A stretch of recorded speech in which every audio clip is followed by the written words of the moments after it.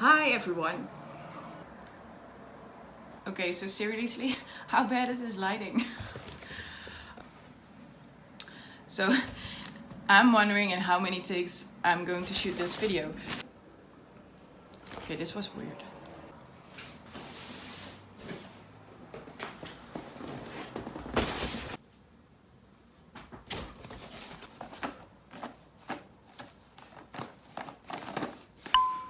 Okay, so I've got a very big box over here. And I'm doing my first ever craft, art supplies haul video. I've been asked by ARTEZA, I'm not sure how to pronounce it, to create some videos for them with their supplies.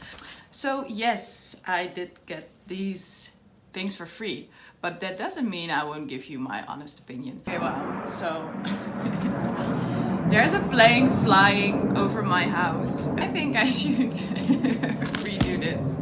Watercolor. So I didn't have enough watercolor yet. I'm pretty sure I did, but wanted it anyway. So I have been desperately seeking for some good paper. So watercolor paper, I'm going to try and test it. Mixed media pads, which I kind of didn't know they were this big, but I like it. I like the fact that these are big. Okay, so I just need to unpack this first because that will be a very boring video. What's up with my hair?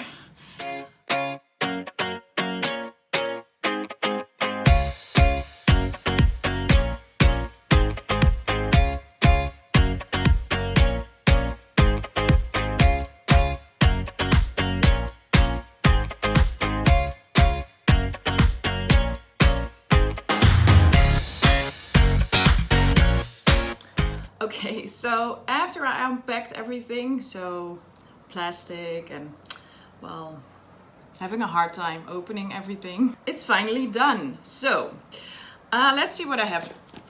I've got some watercolor paper. So these come in a package of 3. I think you probably have enough for, well, maybe if you're me and you tend to throw like every attempt away for the first 3 times, you probably need a package of 3 every month, but most of the people will have enough for quite some time. For the prices, just check out the description box below the video because I can't remember everything and I just realized I haven't wrote down anything. Well, very well prepared. A watercolor, acid-free cold pressed paper. I'm not sure if I can show it in the video, but there's a little tooth in the paper. It's 300 grams or 140 pounds. Oh, I sure hope LB is pounds. Otherwise you would laugh at me at the moment, but you'll probably laugh at me anyway. So I laugh at myself a lot.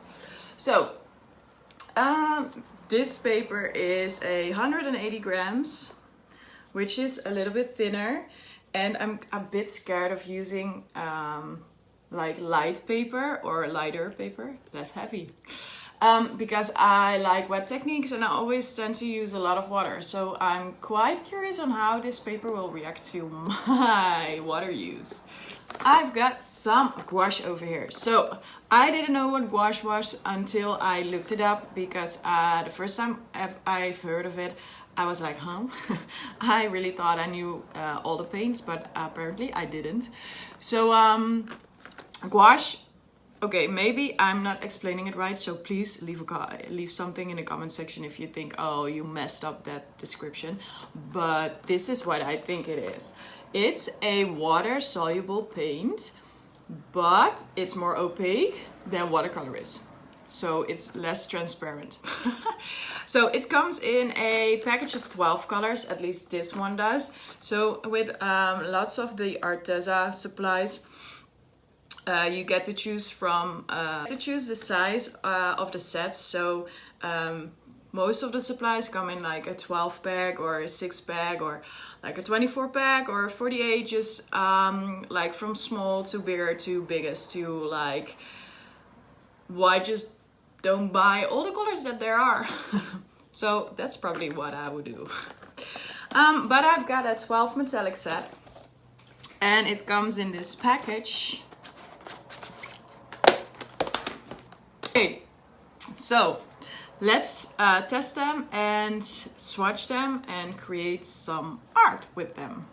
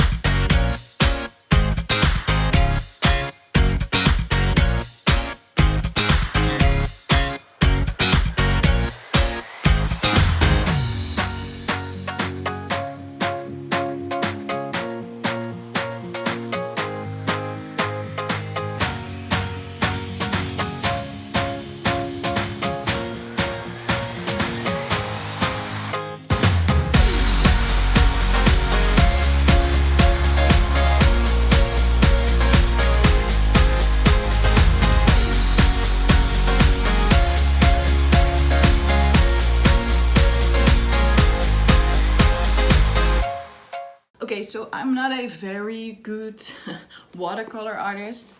I think I've said that before. But here it is. So what I really liked about these paints is that they behave like watercolor on one hand and tend to go more to like acrylic kind of paints when they dry. So I hope you can see it on the video.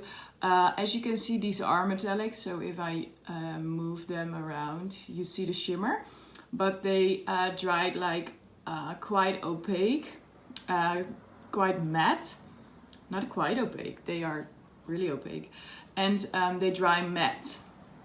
So you've got like this matte color, but with a metallic shimmer. I really like that. And I really like the colors. So especially the white rose one is one of my favorites.